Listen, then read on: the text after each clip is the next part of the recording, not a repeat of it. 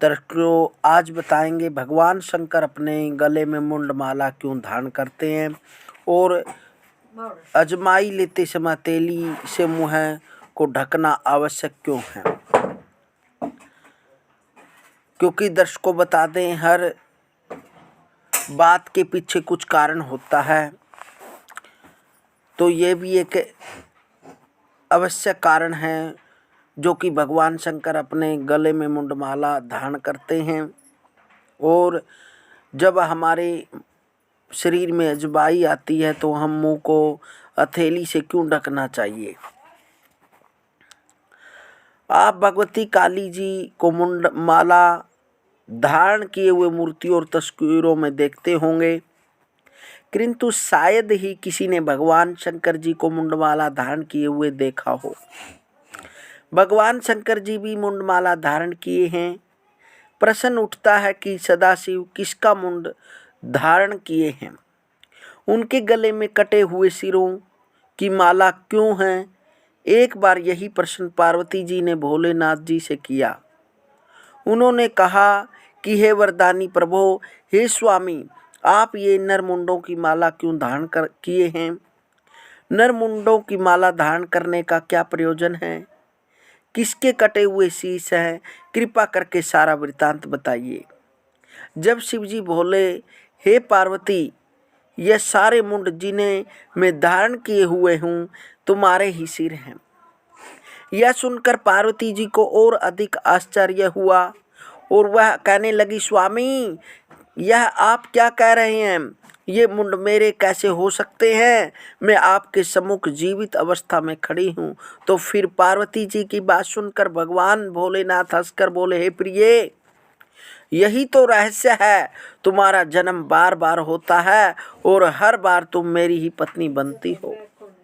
तुम्हारे प्रत्येक जन्म का प्रमाण मेरे कंठ में लटके मुंडों की माला है। इन्हें गिनकर तुम जान सकती हो कि तुम कितनी बार जन्म ले चुकी हो। हे प्रिय, मेरी मृत्यु नहीं होती क्योंकि मैं अमर हूँ। सृष्टि का कोई भी प्राणी यदि अमर कथा सुन ले तो वह अमर हो जाएगा। भगवान शिव जी के मुख से अमर कथा की महिमा सुनकर पार्वती जी का नारी मन चंचल हो उठा। तब उन्होंने अमर कथा सुनने की हठ ठान ली। अंततः श्री महादेव जी ने कहा, प्रिय, इस स्थान पर अमर कथा का वर्णन करना उचित नहीं है, क्योंकि जो भी प्राणी इस अमर कथा को सुन लेगा वही अमर हो जाएगा और फिर वह सारी सृष्टि में प्रचारित कर देना। इस तरह सारी सृष्टि के लोग अमर हो जाएंगे और इस तरह सारी सृष्टि की कार्य प्रणाली अवस्थित हो जाएगी। अतः एकांत और गुप्त स्थान पर चलो जहाँ मेरे और तुम्हारे सिवाय अन्य कोई जीव न हो। यह सुनकर भगवान शिव जी अपनी अर्धांगिनी के साथ एक गुफा में गए और अपने त्रिशूल से सारे जीव जंतुओं को वहां से भगा दिया। उसके बाद उन्होंने कहा, प्रिय, मैं अमर कथा आरंभ कर रहा हूँ, तुम ध्यान पूर्वक सुनना और हुंकारा भरती रहना।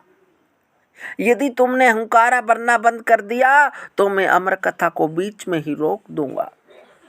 पार्वती जी ने कहा, ठीक है। उसके बाद श्री शिव जी ने अमर कथा आरंभ की।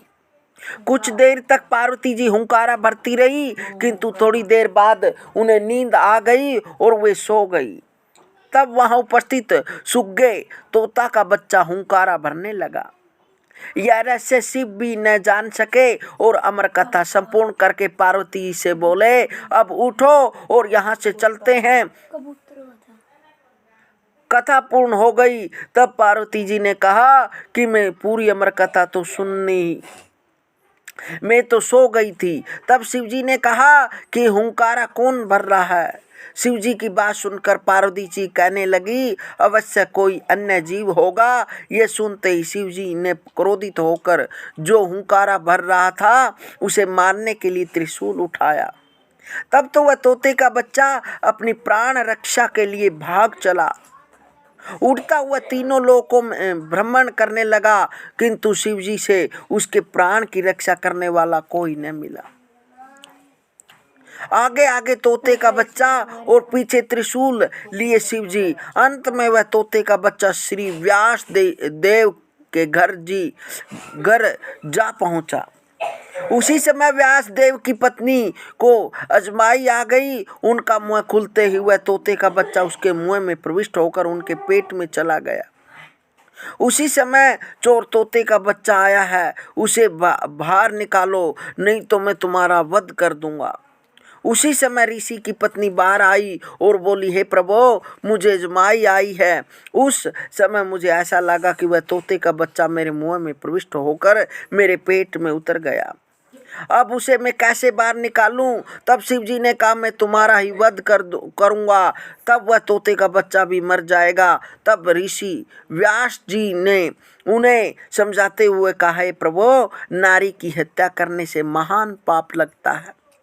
तब शिव जी ने विचार करते हुए कहा, हे ऋषिवर, तुम्हारी बात सत्य है, अतः मैं यही आस जमा लेता हूँ, अपना आसन जमा लेता हूँ। जब वह बाहर निकलेगा तभी मैं उसका वध कर दूंगा। और वे आसन लगाकर वहीं बैठ गए। इस तरह आसन जमाए हुए उन्हें 1 वर्ष से ज़्यादा समय बीत गया। उधर शिव जी के एक ही स्थान पर रहने से सृष्टि की कार्य प्रणाली अवस्थित हो गई। तब सभी देवता इकट्ठे होकर विचार विमर्श किए और फिर वे शिव जी के पास आए। सभी देवताओं ने अनेक विधि से प्रार्थना करते हुए समझाया और कैलाश लौट चलने को कहा, किंतु वे अपनी बात पर अडिग रहे कि मैं तोते के बच्चे को मारे बिना यहाँ से हिलूंगा नहीं।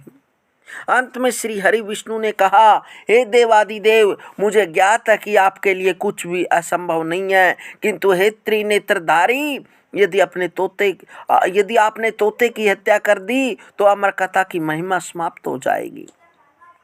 आपके मुख से उच्चारित अमर कथा को सुनकर वह अमर हो चुका है। विष्णु जी के वचन सत्य थे।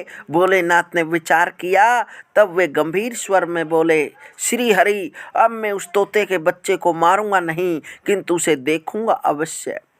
उधर शिव जी के भय से तोते का बच्चा ऋषि व्यास देव की पत्नी के उदर पेट से बाहर नहीं आ रहा था, जिससे ऋषि पत्नी की पीड़ा बढ़ती जा रही थी। सभी देवता ने उसे निवेदन भी किया। देवताओं की वाणी सुनकर वह गर्भ से बोला, हे पूजनीय देवगण, उमापति शंकर जी मेरा वध कर देंगे, इसी भय से मैं नहीं आ रहा हूँ।